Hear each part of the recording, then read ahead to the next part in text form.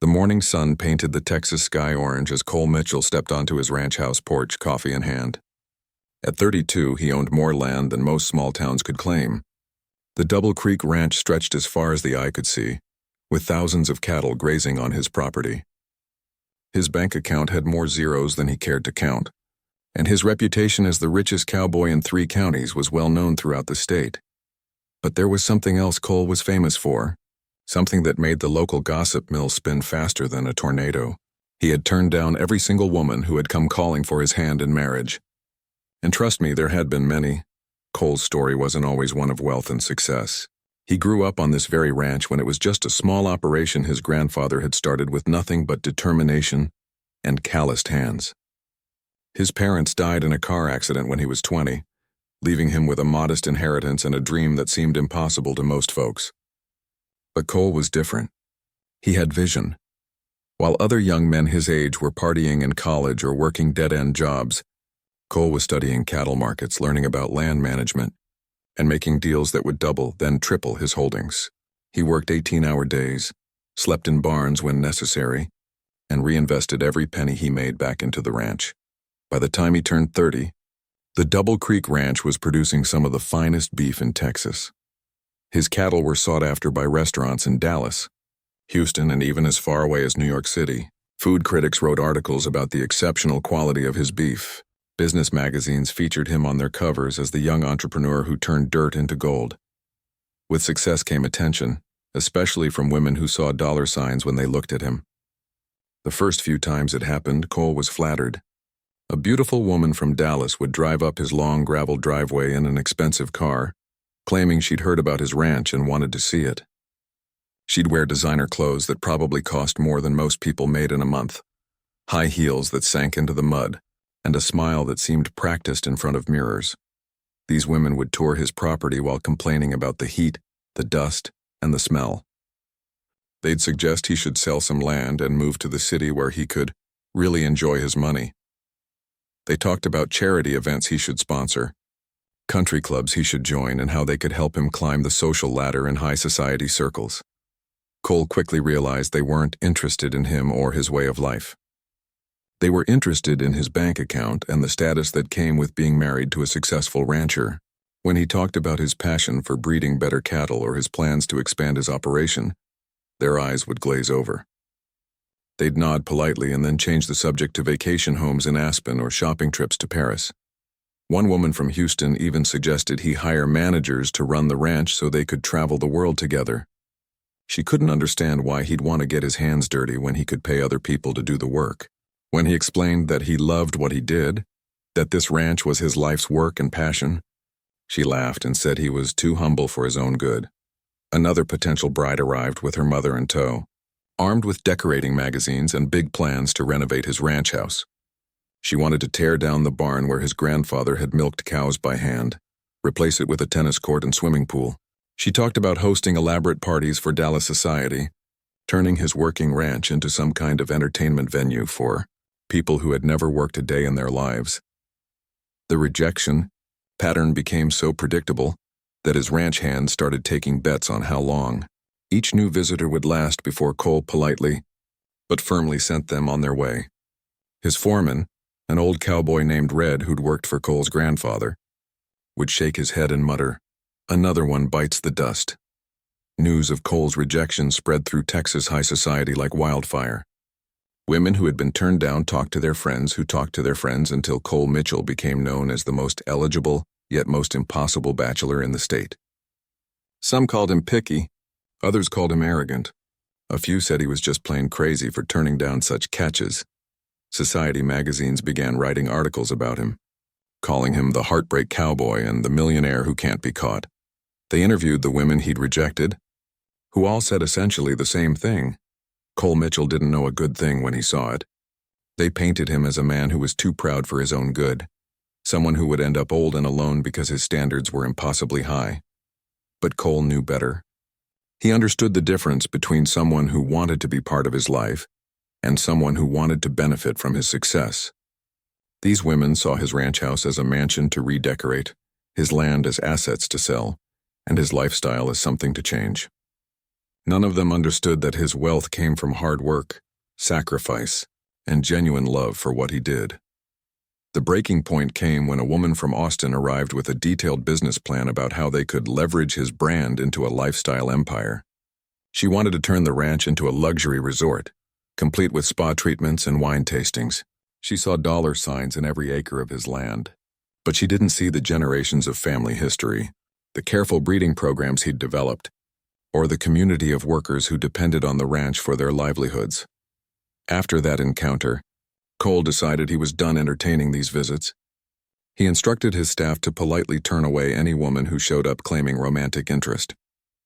Word got around that the Double Creek Ranch was closed to courting, which only made him more famous and more desirable in the eyes of society women who saw him as the ultimate challenge. His friends and family started to worry. His aunt in town would call every Sunday, asking when he was going to settle down and give her some great nieces and nephews to spoil. His banker, who had become a close friend over the years, would joke that Cole was going to end up like one of those hermit millionaires you read about in newspapers. But Cole wasn't lonely. He had his work, his land, his animals, and the satisfaction of building something meaningful with his own two hands.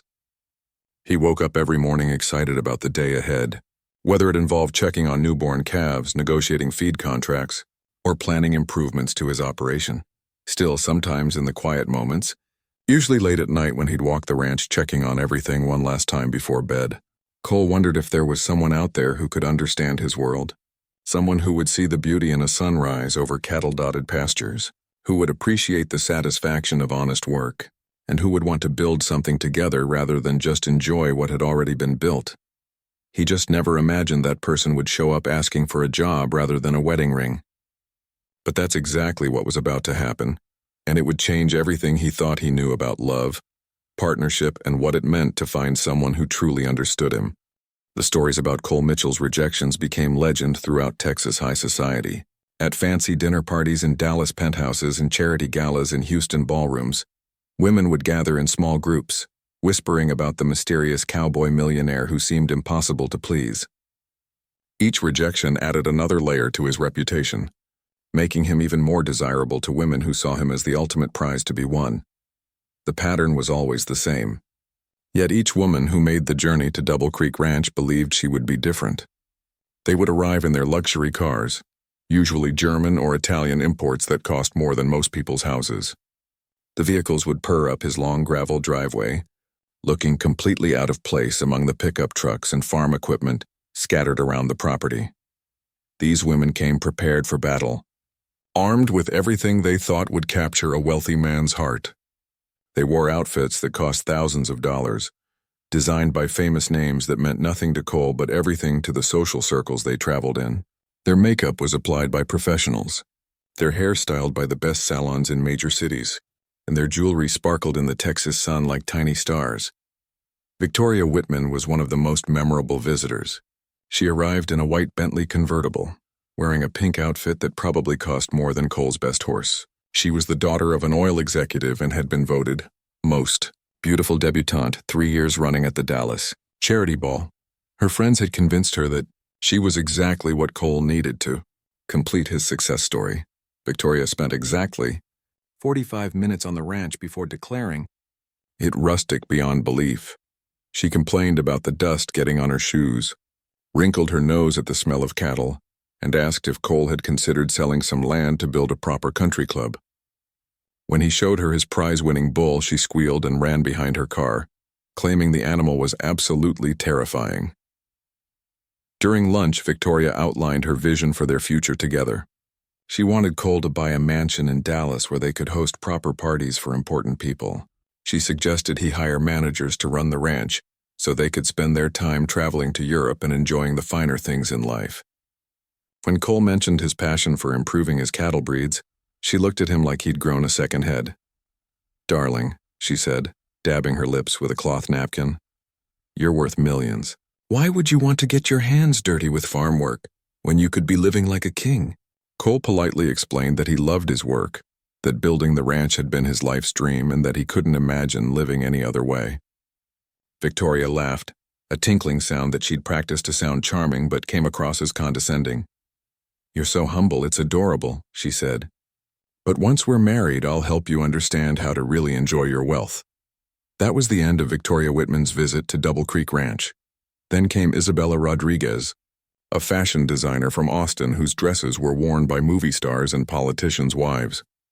She arrived with a photographer and a small crew, claiming she wanted to document authentic ranch life for a magazine spread. What she really wanted was to be photographed with Cole for her social media accounts and society pages. Isabella lasted 3 hours, most of which she spent posing for pictures and complaining about the heat ruining her hair. She suggested Cole should modernize his ranch house, maybe add some contemporary elements like glass walls and minimalist furniture.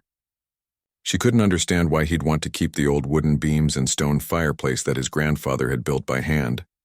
When Cole took her to see his horses, Isabella kept her distance and asked if they could maybe get some shots from far away because she was allergic to animal hair.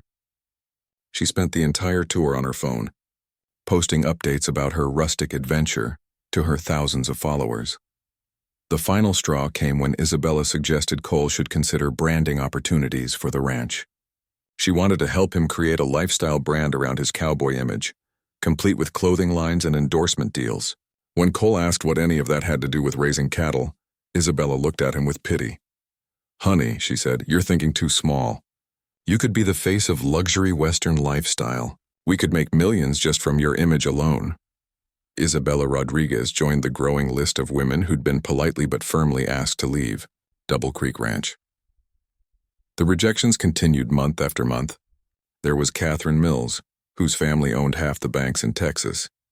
She arrived with architectural plans for renovating the ranch house, wanting to add a wine cellar and formal dining room for entertaining proper society. She lasted 2 hours before Cole sent her packing. Patricia Hayes, daughter of a federal judge, brought her personal assistant and a detailed itinerary for their courtship period. She had everything planned out, from where they'd honeymoon to what charities they'd support together. She spoke about Cole as if he were a business merger rather than a potential husband, discussing how their combined wealth would make them one of the most powerful couples in Texas. Then came Diana Foster, who owned a chain of high-end boutiques. She saw Cole's ranch as the perfect backdrop for fashion shoots and wanted to turn his barn into a venue for exclusive shopping events. She talked about bringing her wealthy friends to the ranch for authentic Western experiences, complete with staged cattle drives and professional photographers. Each rejection was handled the same way. Cole would listen politely to their plans and suggestions, show them around his property, and then calmly explain that they weren't compatible. He never raised his voice or said anything cruel. But his message was always clear. They could leave on their own, or he would escort them to their cars. Word spread quickly through society circles after each visit. The rejected women would gather at their exclusive clubs, beauty salons, and charity committees, comparing notes and trying to figure out what Cole Mitchell actually wanted in a woman. They analyzed every detail of their visits, wondering if they'd worn the wrong outfit, said the wrong thing, or approached him incorrectly. Some of the more bitter rejects started spreading rumors. They said Cole was impossible to please, that he'd never find anyone good enough for his impossible standards. Others suggested he was just using his wealth to toy with women's emotions, leading them on for entertainment before crushing their dreams.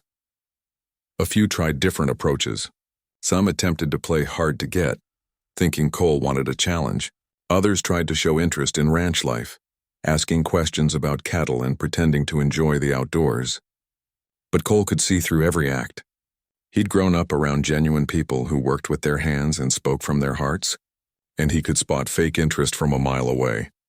The most desperate attempt came from Margaret Thornton, daughter of a shipping magnate. She actually took riding lessons before visiting the ranch and bought herself a complete Western wardrobe from the most expensive stores in Dallas. She studied cattle breeding terms and practiced talking about ranch management. But when Margaret arrived, everything about her felt rehearsed and artificial. Her new boots were still shiny and unused, her Western shirt was pressed and creased from the package, and her knowledge of ranching came straight from internet articles rather than real experience. When Cole's prize bull approached the fence, she flinched and grabbed Cole's arm. Despite claiming to love animals, the charade lasted until lunch, when Margaret finally dropped her act and started talking about her real plans. She wanted Cole to invest in her father's shipping business and use his connections to expand their operations. She saw their marriage as a business partnership that would benefit both their families financially. By the end of his second year as the Heartbreak Cowboy, Cole had turned down more than 30 women. His ranch hands started keeping an informal scoreboard, marking down how long each visitor lasted before being sent away. Red, his old foreman, would chuckle and shake his head every time another expensive car disappeared down the driveway. "Boss," Red would say, "at this rate you're going to run out of rich women in the whole state of Texas." Cole would just smile and get back to work. He wasn't looking for a rich woman or a poor woman. He was looking for the right woman, someone who understood that true wealth came from building something meaningful with your own hands, not from inheriting it or marrying into it. He had no idea that the right woman was about to show up at his ranch, but she wouldn't be arriving in a luxury car or wearing designer clothes. She'd come in a dusty pickup truck asking for work instead of a wedding ring, and she'd change his life in ways he never expected. It was a Tuesday morning in late spring when everything changed at Double Creek Ranch. The sun was already climbing high in the Texas sky, promising another scorching day ahead. Cole was in the main barn, checking on a mare that was due to foal any day, when he heard the rumble of an engine coming up his driveway. His first thought was annoyance. Word had gotten around that he wasn't entertaining any more marriage proposals, but occasionally someone still tried to get past his defenses. He glanced out the barn door, expecting to see another luxury car carrying another hopeful heiress with more money than sense. Instead, what he saw made him do a double take. Rolling up his gravel driveway was an old Ford pickup truck, probably 15 years old at least, with faded blue paint and a few rust spots around the wheel wells. Behind it was a small livestock trailer that had seen better days but looked well-maintained and sturdy. Cole watched as the truck came to a stop near the ranch office, a small building where his foreman Red handled the hiring and daily operations. The engine shut off with a slight cough, and out stepped someone who looked nothing like his usual visitors. She was a woman, probably in her mid-20s, with shoulder-length brown hair pulled back in a simple ponytail. She wore well-worn jeans, scuffed work boots, and a plain button-down shirt with the sleeves rolled up to her elbows. Her clothes were clean but clearly used for actual work, not fashion statements. Even from a distance, Cole could see the confident way she carried herself, like someone who was comfortable in her own skin and didn't need to impress anyone. She walked straight to the ranch office door and knocked, waiting patiently for Red to answer. Cole found himself curious enough to drift closer, pretending to check on the water troughs while straining to hear their conversation. "Morning, ma'am." Red's voice carried across the yard.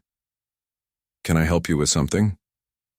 "I hope so," came the reply in a clear, straightforward voice with just a hint of a southern accent. "I'm looking for work. Heard you might need some extra hands around here." Cole nearly dropped the wrench he was holding. In all his years of running the ranch, he'd never had a woman apply for ranch handwork. Not once. The job was physically demanding, requiring everything from mending fences and herding cattle to mucking out stalls and working in all kinds of weather. "Well now," Red said, and Cole could hear the surprise in the old cowboy's voice too. "What kind of experience you got, miss?" 26 years of it," she answered without hesitation. "Grew up on a cattle ranch about 2 hours north of here. Been working cattle since I could walk, horses since I was 5. Can rope ride, brand, and deliver calves. Fixed more fence than I care to count and can handle any piece of equipment you've got on this place." There was something in her voice that caught Cole's attention. It wasn't bragging or trying to impress anyone. It was just stating facts, the way someone might mention their height or hair color. She sounded tired, maybe even a little desperate, but determined. "That so?" Red was clearly intrigued. "What brings you this way looking for work?" Cole saw her shoulders drop just slightly, the first sign of vulnerability she'd shown. "Lost our place 6 months ago," she said quietly. "Bank took it after 3 bad years in a row. Drought, disease, and market prices all hit us at once. My dad passed 2 years back, and I tried to keep it going on my own, but—" Her voice trailed off. "I'm sorry to hear that, miss," Red said gently, and Cole could hear the genuine sympathy in his foreman's voice. Red had seen plenty of small ranchers go under over the years, and it never got easier to witness. "Thank you," she replied. I've been working other folks' places since then, but they were all temporary jobs. Heard you might have something more permanent here. Cole found himself walking closer, drawn by something in this woman's story that resonated with him. He'd been fortunate enough to build his ranch up rather than watch it fall apart. But he understood the kind of dedication it took to try to save a family operation. The fact that she'd fought for 2 years on her own after her father's death spoke to a kind of strength and determination he rarely encountered. "What's your name, miss?" Red asked. "Lily Chen," she answered. "My dad was Frank Chen. Some folks around these parts might remember him. He ran a small place called Sunset Ridge, specialized in quarter horses." Cole's head snapped up. He did remember Frank Chen, though he'd never met him personally. The man had a reputation for breeding some of the finest quarter horses in the region. Cole had actually considered buying some breeding stock from him a few years back, but had gotten busy with other projects and never followed through. "Frank Chen's girl," Red said with newfound respect in his voice. "I heard about your daddy. He was a good man. Raised fine horses. Word was his daughter knew her way around livestock, too. He taught me everything he knew," Lily said simply. "Figured if I was going to be his only child, I better learn to do the work of 3 sons. Cole could see Red nodding appreciatively. The old cowboy had been in the business long enough to recognize genuine knowledge when he heard it, and everything about Lily's demeanor suggested she knew what she was talking about. "Well, Miss Lily," Red said, "I can't make the hiring decisions around here, but I'd say you're worth talking to. You mind waiting while I fetch the boss?" "Not at all," Lily replied. "Take all the time you need." Cole realized he was about to be called over, and for some reason, he felt nervous. This was ridiculous. He'd spoken to hundreds of people seeking work over the years, and it was never a big deal. But something about this situation felt different, important in a way he couldn't quite explain. He walked over to the office, trying to look casual and businesslike. When he rounded the corner, he got his first close look at Lily Chen, and it stopped him in his tracks. She wasn't beautiful in the conventional sense that the society women who'd pursued him were beautiful. She wasn't wearing makeup or jewelry, her hair wasn't styled, and her clothes weren't designed to flatter. But there was something striking about her nonetheless. Her face was honest and open, with intelligent brown eyes that looked directly at him without calculation or agenda. Her handshake, when Red introduced them, was firm and calloused from years of real work. "Mr. Mitchell," she said, meeting his gaze steadily. "Red tells me you might have work available. I'm hoping we can talk." Cole found himself studying her face, looking for any sign of the artificial interest he'd grown so accustomed to from other women. But there was nothing like that in Lily's expression. She looked at him the same way she probably looked at any potential employer, with polite attention and the hope of finding steady work.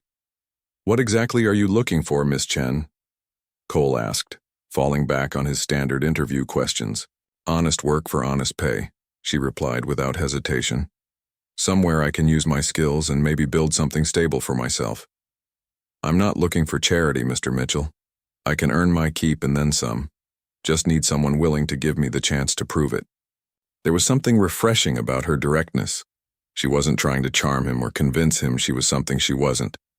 She was simply presenting herself as she was and letting her qualifications speak for themselves.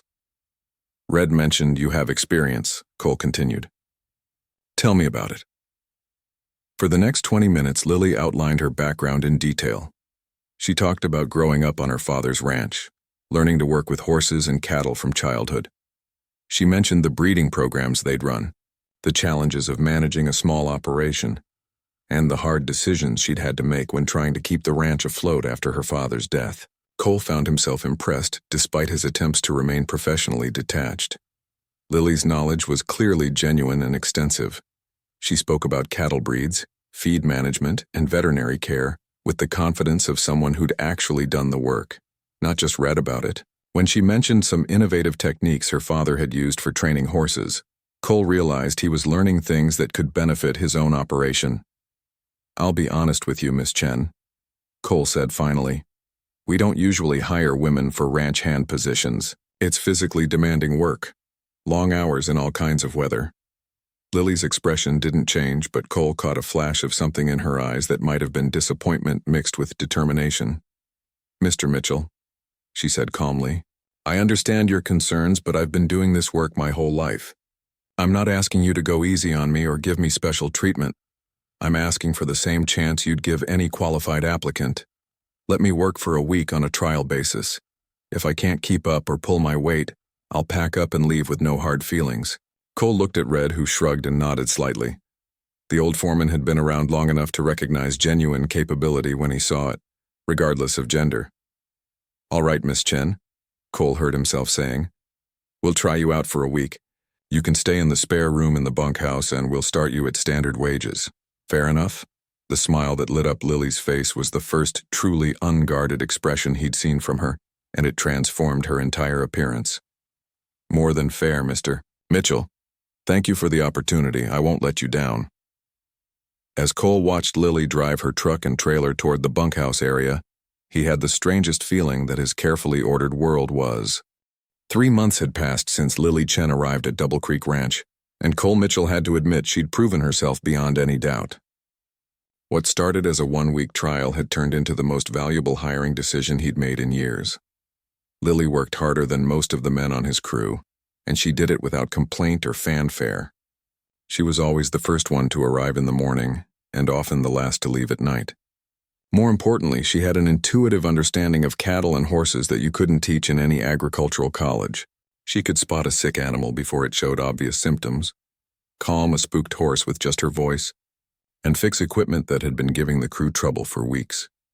The other ranch hands had been skeptical at first, wondering if Cole was making a mistake hiring a woman for such demanding work. But Lily had won them over within days. She never asked for special treatment, never complained about the heat or the long hours, and could outwork most of them when it came to the really tough jobs. Red, who had been ranching for 40 years and didn't give out praise easily, had started referring to her as the best hire we've made in a decade. Coming from Red, that was higher praise than any formal performance review. But it wasn't just Lily's work ethic that impressed Cole. It was her attitude and her understanding of ranch life.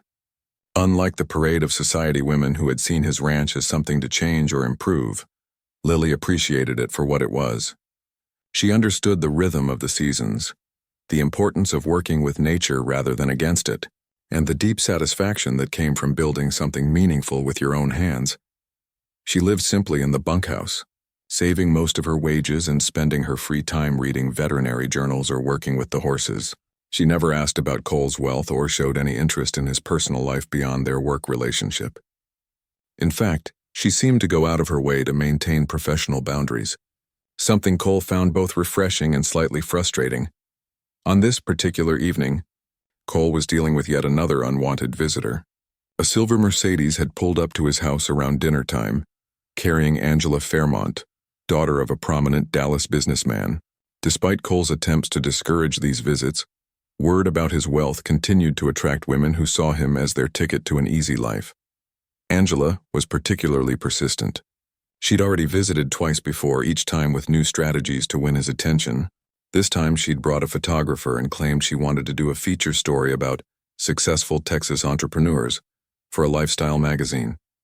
Cole knew it was just another excuse to spend time with him and get her picture taken at his ranch. He'd spent 2 uncomfortable hours listening to Angela's plans for their future together while her photographer snapped pictures of them standing by his prize-winning cattle.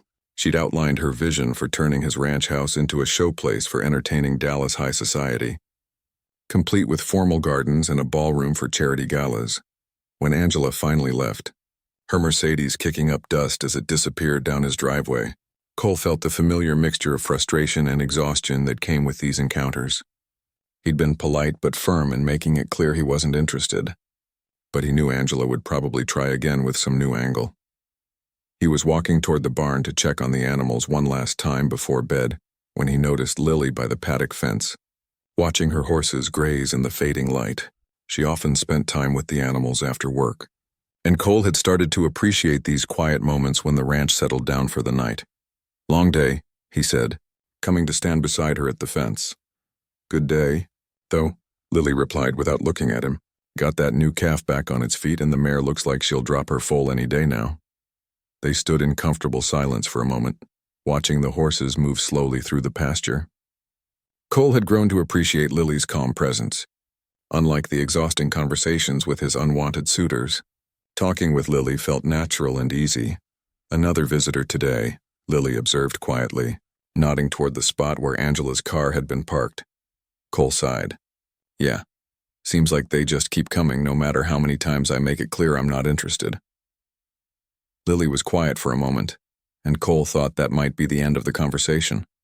She rarely commented on his personal life, and he respected her for maintaining those boundaries. But tonight seemed different somehow. Can I ask you something, Mr. Mitchell?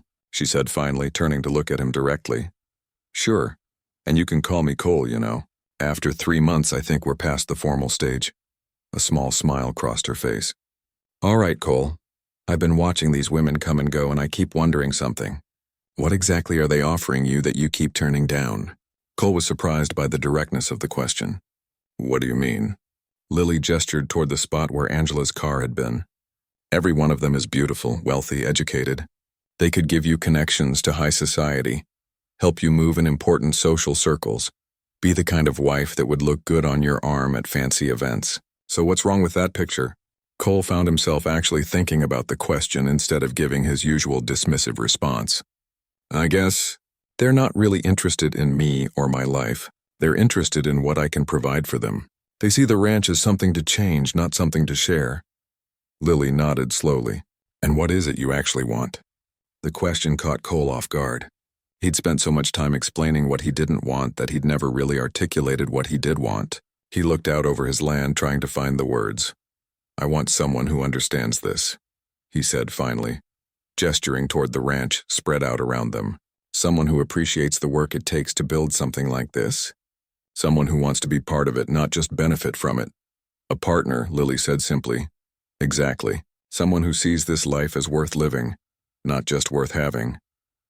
Lily was quiet for another long moment, and Cole could see her thinking carefully about something. Finally, she turned to face him fully, and there was something different in her expression, a kind of boldness he hadn't seen before. Cole, she said, her voice steady but with an undercurrent of nervous energy. I want to ask you something, and I need you to know I'm being completely serious. Something in her tone made Cole's heart start beating faster. Okay, do you want a wife or do you want a witness? The question hit Cole like a physical blow. It was so direct, so cutting to the heart of everything he'd been struggling with that for a moment he couldn't speak. Lily waited patiently, her eyes never leaving his face. What do you mean? He managed finally, though he suspected he already knew. All these women who come here, Lily said, her voice gaining strength. They want to be witnesses to your success. They want to stand beside you and smile pretty while you build your empire. Maybe offer suggestions from the sidelines. They want to enjoy the results of your work without really being part of the work itself. Cole felt like she was reading his mind, putting into words thoughts he'd never been able to express clearly. A wife, Lily continued, would be someone who picks up a hammer when the fence needs fixing. Someone who gets up at 4 a.m. to help with a difficult birth. Someone who celebrates your victories because she helped achieve them and mourns your losses because they're her losses too. And which are you offering? Cole heard himself ask, though his voice sounded strange to his own ears. Lily looked at him steadily, and Cole saw something in her eyes that took his breath away. It wasn't calculation or manipulation or any of the artificial emotions he'd grown so tired of. It was hope, mixed with vulnerability and a kind of quiet courage that he found more attractive than any beauty pageant winner he'd ever met. I'm offering to be your wife, Cole Mitchell, she said simply. Not your witness, not your trophy, not your ticket to high society. Your wife, your partner, someone who will work beside you, build with you, and share this life you've created because it's worth sharing. Cole felt the world shift around him. In all the months of rejecting women who wanted to marry him for his wealth, he'd never encountered anyone who understood the difference between those two things. Lily wasn't offering to be his wife despite his ranch and his lifestyle. She was offering to be his wife because of them. Lily, he started, but she held up her hand. I know this is sudden, she said quickly. I know we haven't been romantic or anything like that. But I've been watching you for 3 months and I've seen the man you really are. You're honest, hardworking, fair to your employees, and you love this land more than most people love anything in their entire lives. I respect that. More than that, I understand it. She took a deep breath before continuing. I also know you've been watching me, and I think you've seen that I can do this work, that I love this life as much as you do. We're compatible in all the ways that actually matter for building a life together. The question is whether you want someone to build that life with, or just someone to admire it from a distance. Cole stood there in the gathering darkness, looking at this remarkable woman who had just turned his entire world upside down with a single question. For months, he'd been asking himself why he couldn't find the right woman, when the real question was what kind of... Cole Mitchell stood in the gathering darkness, staring at Lily Chen as her words echoed in his mind. Do you want a wife or do you want a witness? No one had ever asked him anything so direct, so cutting to the heart of what he'd been struggling with for years. The silence stretched between them, filled with the soft sounds of cattle settling for the night and the distant call of a night bird. Cole could see the courage it had taken for Lily to ask such a bold question, and he could also see the vulnerability in her eyes as she waited for his response. Lily, he said finally, his voice hoarse with emotion, in all the women who've come to this ranch trying to win my hand, not one of them ever asked what I actually wanted. They all assumed they knew. She waited, not pushing, just giving him the space to find his words. I want a wife, Cole continued, stepping closer to her. I want someone who understands that this ranch isn't just my business, it's my life. I want someone who sees the beauty in a perfect sunrise over the pasture, who gets excited about a healthy calf being born, who understands why I'd rather spend Saturday night checking on sick animals than attending some fancy party in Dallas. Lily's eyes never left his face, and Cole could see something lighting up behind them as he spoke. I want someone who doesn't just tolerate my lifestyle but actually loves it. Someone who wants to build something together, not just enjoy what I've already built. Cole paused, his heart pounding. And I want that someone to be you. The words hung in the air between them, and for a moment neither of them moved. Then Lily's face broke into the most genuine, radiant smile Cole had ever seen. Are you sure? She asked quietly. Because once you say yes to this, there's no going back to the way things were. We'll be partners in everything. Equal in everything. The good times and the bad times, the profits and the losses. The easy days and the days when everything goes wrong. Cole reached out and took her hands in his, feeling the calluses and strength that spoke of years of honest work. I've never been more sure of anything in my life. You're offering me something I didn't even know how to ask for. What happened next surprised them both. Instead of a romantic kiss or passionate embrace, they simply stood there holding hands, looking at each other with a kind of wonder and relief. It felt like the most natural thing in the world, and at the same time, like everything had just changed forever. So, Lily said after a moment, a hint of laughter in her voice, I guess this means I'm getting a promotion from ranch hand to ranch partner? Cole laughed, feeling lighter than he had in years. I guess it does.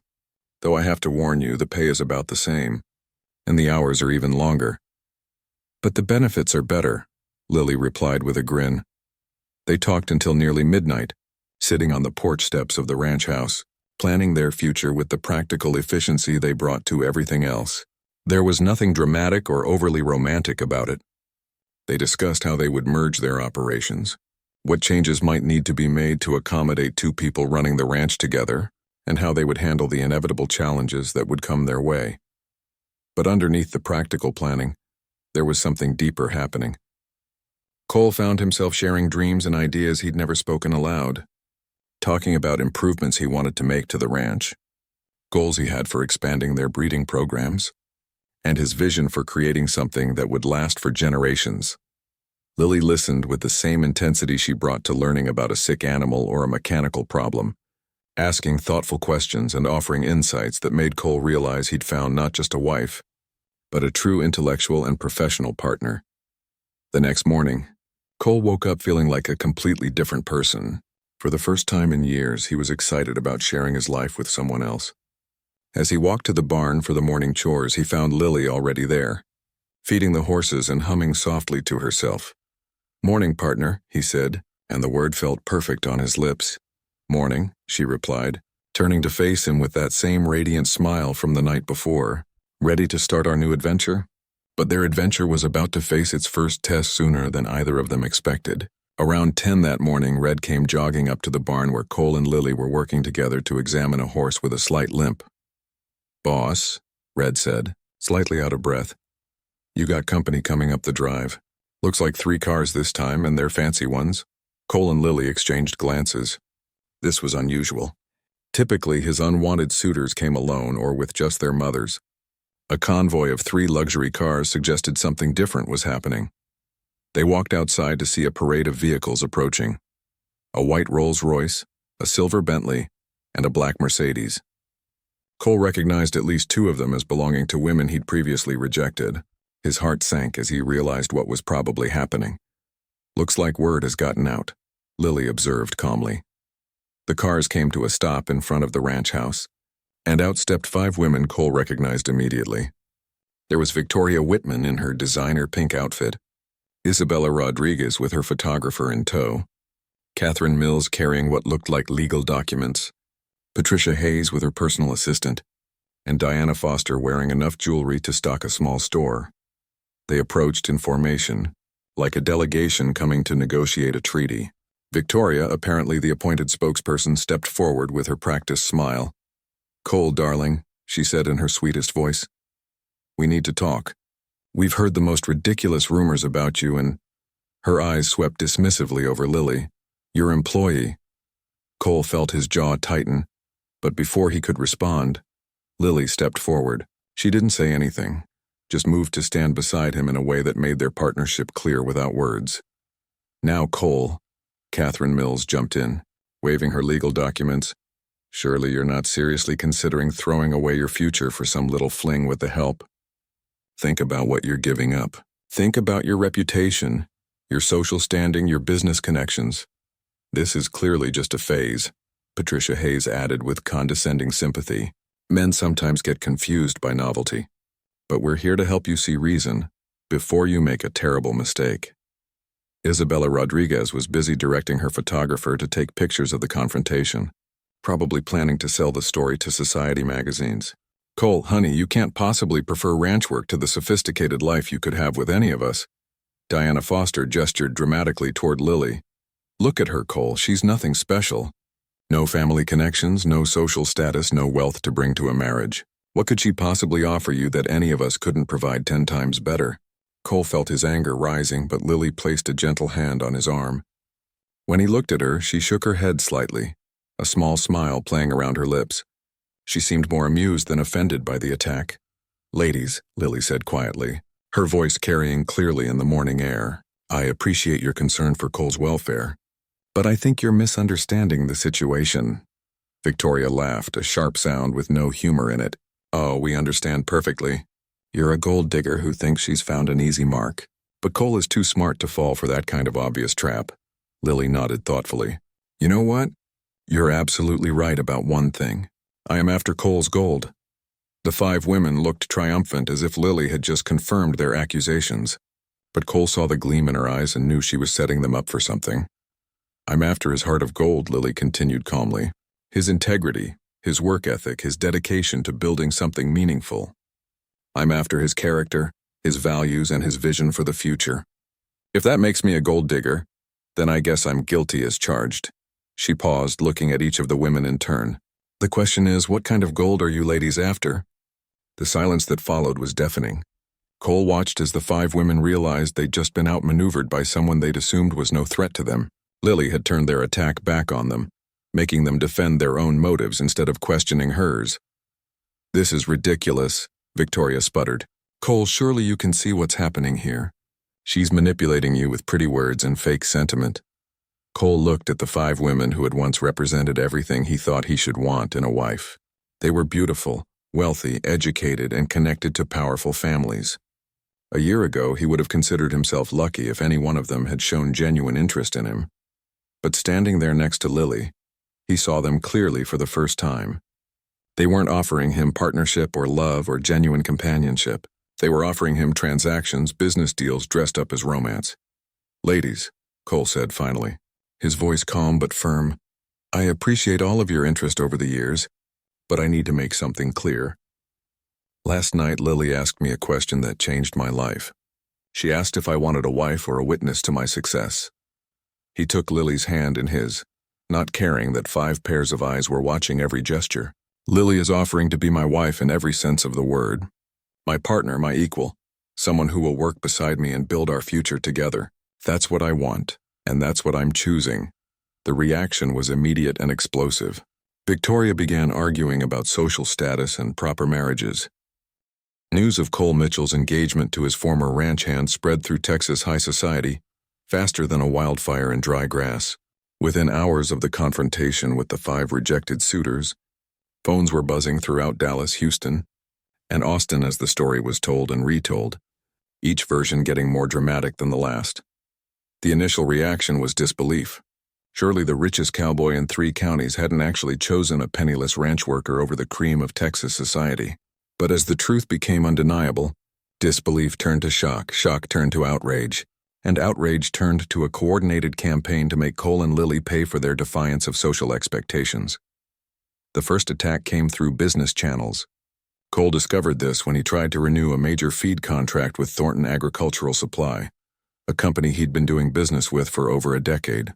The owner, Margaret Thornton's father, canceled their agreement without explanation, forcing Cole to scramble to find alternative suppliers at higher prices. Next came the banking pressure. Cole's longtime banker, a man who had been instrumental in financing his ranch expansion, suddenly became difficult to reach. When they finally connected, the banker explained apologetically that his board of directors had concerns about Cole's recent personal decisions and their potential impact on his business judgment. "It's nothing personal, Cole," the banker said, though his discomfort was obvious. "But some of our major depositors have expressed concerns. They feel that a man who makes such unconventional choices in his personal life might not be the most reliable business partner." Cole understood perfectly. The wealthy families whose daughters he'd rejected were using their economic influence to punish him for his choice. It was exactly the kind of petty revenge he might have expected. But it still stung to see long-time business relationships crumble because of social politics. But the financial pressure was nothing compared to the personal attacks. Society columnists who had once praised Cole as Texas's most eligible bachelor now wrote snide articles about his bizarre choice and obvious midlife crisis. They painted Lily as a opportunistic gold digger who had somehow tricked the formerly sensible rancher into throwing away his future. One particularly vicious article appeared in Texas Society magazine, written by a columnist who had never met either Cole or Lily, but felt qualified to analyze their relationship. The piece was titled "When Cowboys Fall," the tragic tale of Cole Mitchell's downfall, and suggested that Lily had used feminine wiles and calculated manipulation to ensnare a man who was clearly not thinking with his head. The article went on to speculate about how long it would take for Cole to come to his senses and return to the appropriate social circles where he belongs. It painted a picture of Lily as a scheming outsider who had infiltrated their world to destroy one of their finest examples of masculine success. Lily read the article over breakfast, her face remaining calm despite the harsh personal attacks. When she finished, she folded the magazine carefully and looked at Cole with a raised eyebrow. "Apparently I'm a master manipulator with supernatural powers of seduction," she said dryly. Who knew? Cole wasn't finding the situation quite as amusing. The constant pressure was starting to wear on him, not because he doubted his choice, but because he hated seeing Lily subjected to such cruel treatment. She'd done nothing wrong except offer him genuine partnership, yet she was being vilified as if she'd committed some terrible crime. "Maybe we should consider having a longer engagement," he suggested one morning as they reviewed yet another canceled contract. "Let things cool down, give people time to adjust to the idea." Lily looked at him sharply. "Are you having second thoughts?" "No," Cole said immediately. "Never about you. But I hate what this is doing to you. To us. I never wanted you to have to deal with this kind of nastiness." "Cole," Lily said gently, taking his hands in hers. "Did you think it was going to be easy? Did you think those women and their families would just congratulate us and move on with their lives?" "I guess I hoped they would act like adults," Cole admitted. "They are acting like adults," Lily replied. "Unfortunately, some adults are petty, vindictive, and small-minded. The question is whether we're going to let them dictate how we live our lives." Her words reminded Cole why he'd fallen for her in the first place. Lily had a core strength that couldn't be shaken by outside pressure. She'd already lost everything once and rebuilt her life from scratch. A few nasty magazine articles and canceled business contracts weren't going to break her spirit. But the pressure campaign was just getting started. Cole's aunt from town, who had always been supportive of his choices, called to express her concerns about his engagement. Several longtime family friends stopped speaking to him altogether. Even some of his ranch hands started acting differently, as if they weren't sure where they stood with the changing dynamics. The breaking point came when someone started spreading rumors about Double Creek Ranch's financial stability. Word began circulating that Cole was facing bankruptcy, that his engagement to his employee was a sign of desperation rather than love. The rumors were completely false, but they began affecting his ability to negotiate new contracts and maintain existing business relationships. Cole was furious when he learned about the whisper campaign, but Lily seemed to take it in stride. "You know what this means, don't you?" she asked one evening as they discussed the latest round of rumors. "That some people have way too much time on their hands?" Cole replied grimly. "It means we're winning," Lily said with a smile. "If they thought they could actually break us up, they wouldn't need to resort to lies and sabotage. The fact that they're working this hard to destroy us proves they know our relationship is real and strong." Her perspective helped Cole see the situation differently. These attacks weren't signs of strength from their opponents, they were signs of desperation. The very people who had once pursued him were now working overtime to prove that his choice was wrong, which suggested they knew it was actually right. The realization gave Cole new energy for fighting back. Instead of simply enduring the attacks, he began pushing back.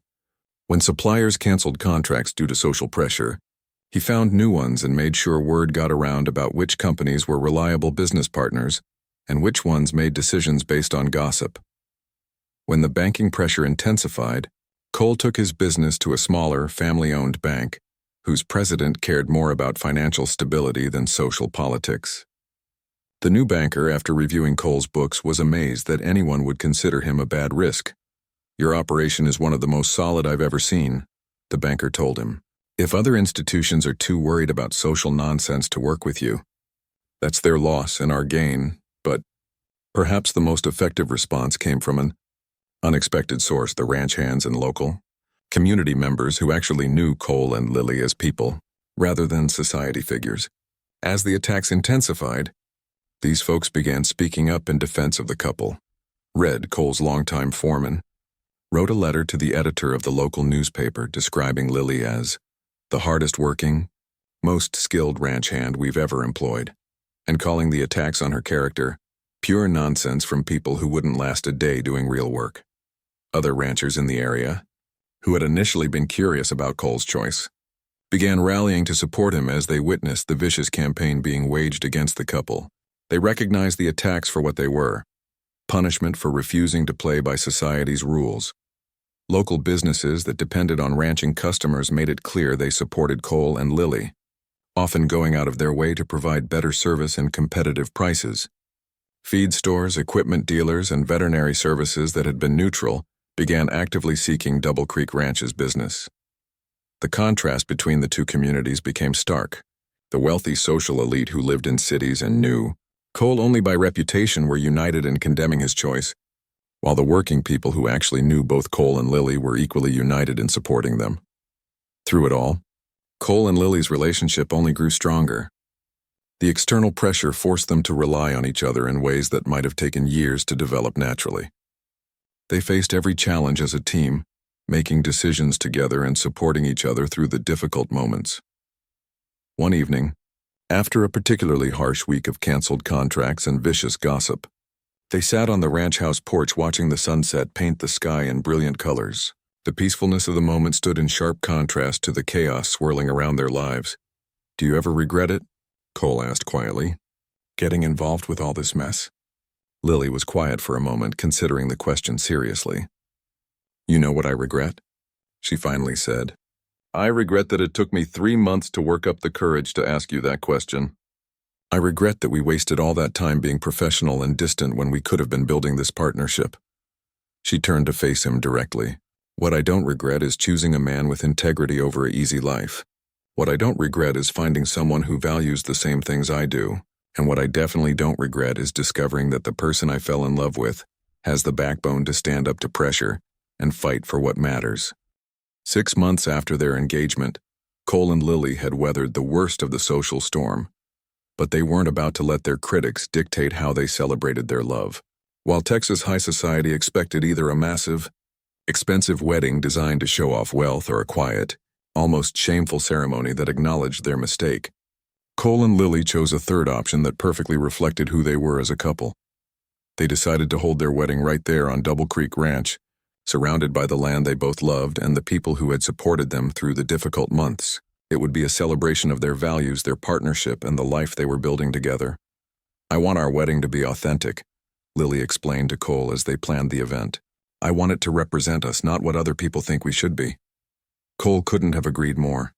He'd attended enough society weddings to know they were often more about impressing guests than celebrating the couple.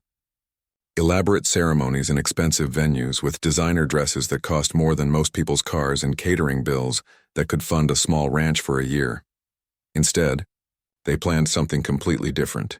The ceremony would take place in the large meadow behind the ranch house, where wildflowers grew naturally and the view stretched for miles across rolling pasture land. Instead of hiring an expensive wedding planner, they organized everything themselves with help from friends and ranch hands who had become like family. Red, Cole's longtime foreman, volunteered to officiate the ceremony. He'd gotten ordained online specifically for their wedding, joking that after 40 years of watching Cole work, he figured he knew him well enough to marry him off properly. Besides, Red told them with a grin, "If anyone's gonna make sure this is done right, it might as well be someone who's seen you both at your worst and still thinks you're perfect for each other." The guest list was small, but meaningful. Local ranchers and their families, the Double Creek Ranch employees, a few genuine friends from Cole's past who had supported his choice, and Lily's scattered relatives who had driven in from across Texas to celebrate with her. Notably absent were the members of high society who had once courted Cole's attention.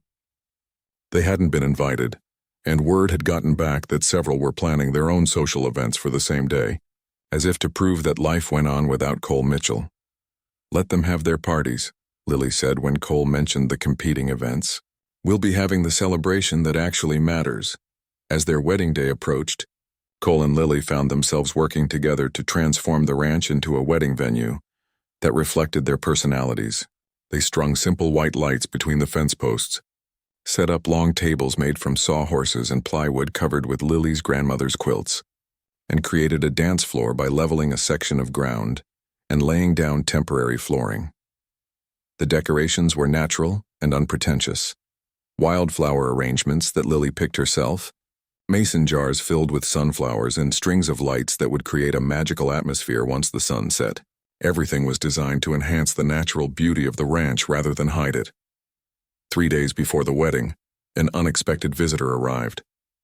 Cole was in the barn when he heard a familiar car engine coming up the driveway. He looked out to see his Aunt Martha's old station wagon approaching, dust trailing behind it. Aunt Martha had been notably quiet since his engagement was announced. She'd always been supportive of Cole, but her silence had hurt more than the open criticism from others. She was the closest thing to a mother he'd had since his parents died, and her approval meant everything to him. She parked near the house and sat in her car for a moment before getting out. Cole walked over, unsure what kind of reception he was about to receive. "Aunt Martha," he said carefully. She looked at him for a long moment, her weathered face unreadable. Then, without warning, she pulled him into a fierce hug. "I owe you an apology, nephew," she said, her voice thick with emotion. "I've been listening to gossip and society nonsense instead of trusting my own judgment about the man I helped raise." Cole felt relief wash over him.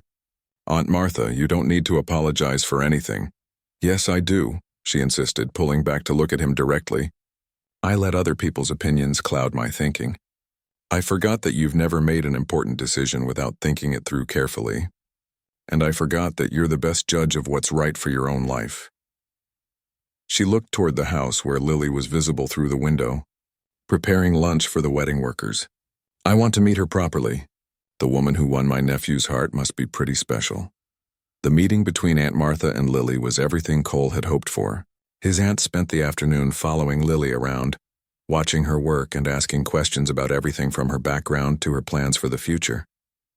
By evening, Aunt Martha was singing Lily's praises. "That girl has more sense and character than half the people I know," she declared to Cole. "And she looks at you like you hung the moon and stars. Anyone with eyes can see she loves you for exactly who you are." Aunt Martha insisted on contributing to the wedding preparations, bringing her famous peach cobbler recipe, and organizing the other local women to help with the food preparation. Soon the wedding had turned into a community effort that reflected the support Cole and Lily had found among the people who actually knew them. The morning of the wedding dawned clear and beautiful, with a gentle breeze that kept the temperature perfect for an outdoor celebration. Cole woke up in the ranch house while Lily prepared at Aunt Martha's place in town, following the tradition that the couple shouldn't see each other before the ceremony. As Cole got dressed in his best suit, he felt a calmness he hadn't expected.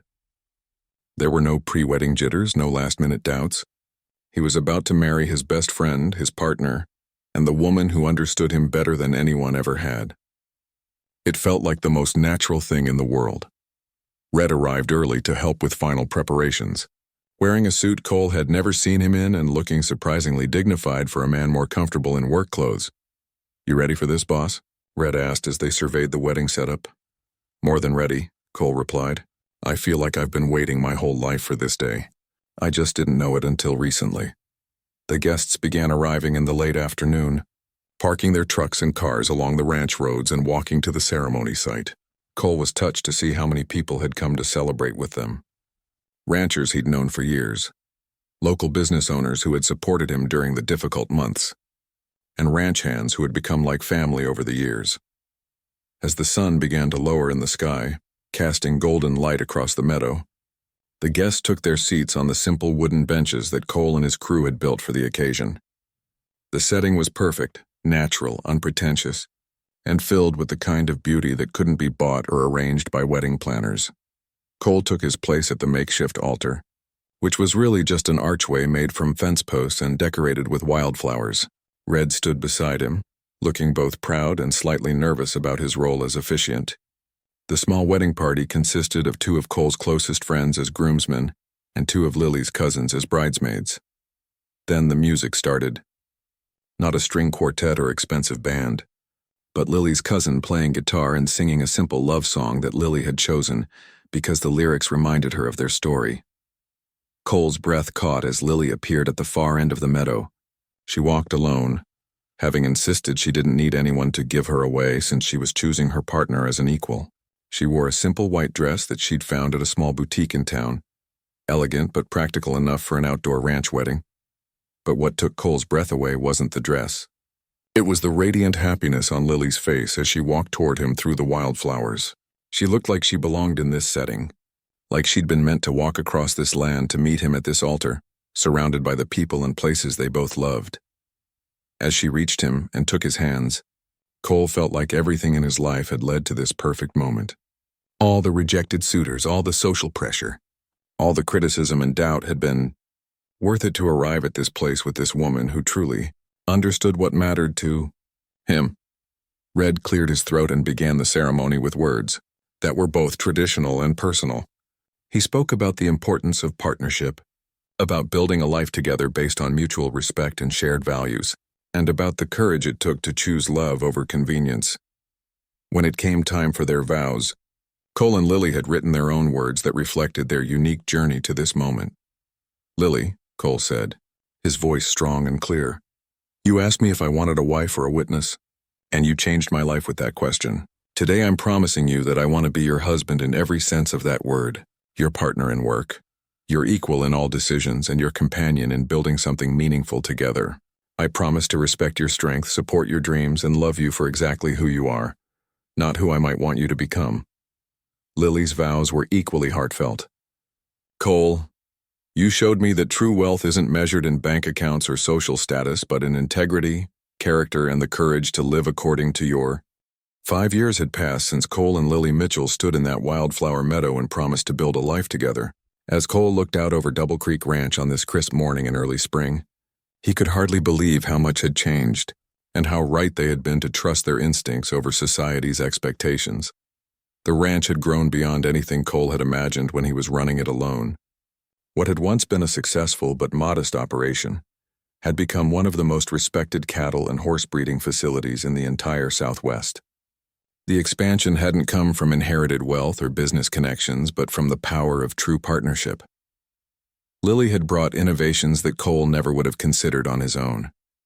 Her background in horse breeding had opened new markets for their livestock, and her practical approach to problem solving had streamlined operations in ways that saved both time and money. More importantly, her perspective as an equal partner had pushed Cole to think bigger and take calculated risks that had paid off handsomely. Their breeding program had become legendary in ranching circles. By combining Cole's business acumen with Lily's intuitive understanding of animal genetics, they had developed bloodlines that were sought after by ranchers from Texas to Montana. Their cattle produced some of the finest beef in the country, while their horses were prized for their intelligence, stamina, and gentle temperaments. But the real success of their partnership went deeper than financial gains or professional recognition. They had created something that none of Cole's previous suitors could have offered, a genuine team where both partners contributed their strengths and supported each other through challenges. Every major decision was made together. When they considered expanding into new markets, both Cole and Lily researched the opportunities and risks before moving forward. When problems arose, they tackled them as a unit, combining their different perspectives to find solutions that neither could have developed alone. The ranch hands who worked for them noticed the difference immediately. Instead of taking orders from a single boss, they worked for a partnership where both leaders were equally respected and equally involved in daily operations. Lily could be found mending fences alongside the crew in the morning, while Cole handled business negotiations in the afternoon. Then they'd switch roles the next day depending on what needed attention. Red, who had seen the ranch through all its changes, often marveled at how seamlessly they worked together. "It's like watching two people who share the same brain," he'd tell new employees. "They don't even need to talk half the time. One starts a job, the other picks up where they left off." Their success had not gone unnoticed in the wider ranching community. Agricultural magazines wrote feature articles about their innovative approaches to livestock management. Business journals profiled them as an example of how partnership could drive growth and innovation. Universities invited them to speak about sustainable ranching practices and the importance of combining traditional knowledge with modern techniques. But perhaps the most satisfying recognition came from their peers in the ranching community. Other cattle and horse operations sought their advice on breeding programs, land management, and business strategies. They had become mentors to younger ranchers who were just starting out, always willing to share knowledge and support others who shared their passion for the work. The irony wasn't lost on Cole that the same society circles that had once courted him now watched from a distance as he and Lily built something far more valuable than social status. The women who had competed for his attention had all married within their expected circles, creating alliances that looked good on paper but lacked the deep partnership he'd found with Lily. Victoria Whitman had married a Dallas banker and spent her time organizing charity galas that raised money for causes she didn't really understand. Isabella Rodriguez had wed a tech entrepreneur and devoted herself to social media influence, promoting products and lifestyles to people she'd never met. Catherine Mills had chosen a federal judge's son and now spent her days attending political fundraisers and society luncheons. None of them had built anything lasting or meaningful. Their marriages were comfortable arrangements that provided social status and financial security, but lacked the deep satisfaction that came from creating something together from the ground up. Meanwhile, Cole and Lily had built an empire based on mutual respect, shared work, and genuine love. Their success was measured not just in profit margins, but in the satisfaction of waking up every morning excited about the day's challenges and opportunities. Their personal life was equally fulfilling. They had welcomed 2 children into their family, a daughter named Rose who showed early signs of her mother's intuitive understanding of animals, and a son named Frank, named after Lily's father, who displayed his father's head for business even at age 3. The children were growing up understanding that success came from hard work, integrity, and treating others with respect. They helped with age-appropriate ranch chores, learned to ride horses before they could properly walk, and understood that their families' wealth came from building something valuable rather than inheriting or marrying into it. Cole often thought about the question that had started it all when he watched Lily working with the children or collaborating with the ranch hands. "Do you want a wife or a witness?" She had asked him to choose between someone who would participate in his life versus someone who would merely observe it from a privileged position. Every day proved they had made the right choice. Lily wasn't just present for his successes. She had helped create them. She wasn't just a beautiful companion at business dinners. She was often the one conducting the negotiations. She didn't just enjoy the fruits of his labor. She worked alongside him to plant, tend, and harvest everything they had built together. Their relationship had also influenced other couples in their community. Several young ranchers had approached Cole for advice about finding partners who understood the demands and rewards of agricultural life. He always gave them the same counsel: look for someone who wants to build something with you, not someone who wants to enjoy what you've already built. The difference, Cole would explain, is between someone who sees your ranch as a business and someone who sees it as a way of life. One will always be thinking about how to change it or cash out of it. The other will be thinking about how to make it better and pass it on to the next generation. The validation of their choices came from unexpected sources. The agricultural community had fully embraced them as leaders and innovators. Environmental groups praised their sustainable ranching practices. Business schools used their partnership as a case study in effective leadership and shared decision-making. But the most meaningful recognition came from their own community. The local town had prospered as Double Creek Ranch expanded, providing jobs and economic stability to families throughout the region. Cole and Lily were seen as pillars of the community, people who had proven that success didn't require abandoning your roots or forgetting where you came from. On this particular morning, as Cole stood on the porch of the house he and Lily had expanded and improved together, he watched his wife working with a group of veterinary students who had come to learn about their breeding program. She moved among the horses with the same confidence and grace she'd shown that first day she arrived looking for work. But now she was sharing her knowledge with the next generation of animal professionals.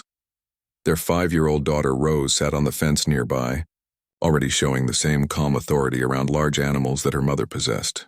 Their 3-year-old son Frank was helping Red check water troughs, taking his responsibilities very seriously despite his small size. This was what real wealth looked like, Cole realized. Not bank accounts or social status or impressive possessions, but a life built on genuine partnership with someone who shared your values and vision. It was work that had meaning, children who understood the value of effort and integrity, and a community that respected what you had accomplished together. As Lily finished her session with the students and walked toward the house, Cole thought again about that pivotal question she had asked him years ago. He had wanted a wife, someone to build a life with rather than someone to witness his success. What he had gotten was something even better, a true partner who had made his life infinitely richer and more meaningful than he ever could have imagined. Thinking deep thoughts? Lily asked as she joined him on the porch, slipping her arm around his waist in the easy, comfortable way that spoke of years of partnership. "Just appreciating what we've built," Cole replied, gesturing toward the ranch that stretched out before them. 5 years ago, could you have imagined all this?" Lily smiled, the same radiant expression that had captured his heart in that barn so many years ago. "I imagined we could build something good together, but you're right, this exceeded even my hopes." They stood together in comfortable silence, watching their children play with the ranch dogs while Red supervised their efforts to help with the morning chores. In the distance, cattle grazed peacefully on land that had been improved and expanded through their joint efforts. "Any regrets?" Cole asked, echoing the question he'd posed on their wedding night.